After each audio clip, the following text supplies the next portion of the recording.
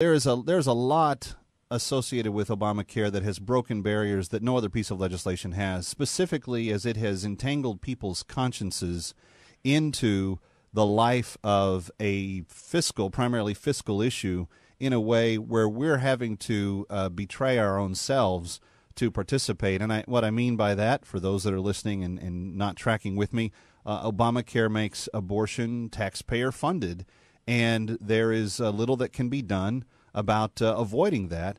Governor, the religious liberty issue, it's the preeminent issue of our time, I feel like, even though it's not quite as, quote, sexy as the economy or as national defense. If we don't have the right to have a conscientious disagreement and live in liberty with one another, especially live in liberty with the government, we've lost America at that point. How do we prevent this oncoming collision between having our conscience determined for us and being allowed to live as people of free conscience?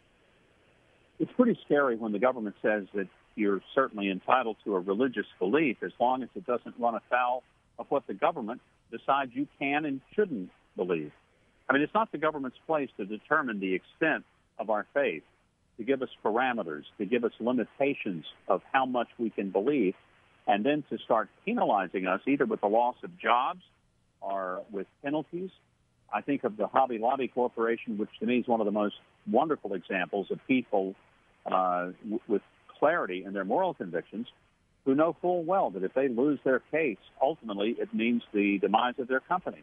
They're willing to risk it all because though they're willing to provide 16 different birth control forms, they're not willing to provide the 4 that are abortifacient that would cause a chemical abortion because they feel like it's morally wrong.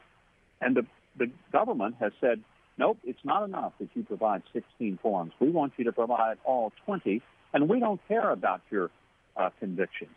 Well, that's pretty scary. I think when I go back to American history, that's why the American Revolution started, was when you had a government that became a tyranny. And right. That government began to tell people what the limitations of their belief could be.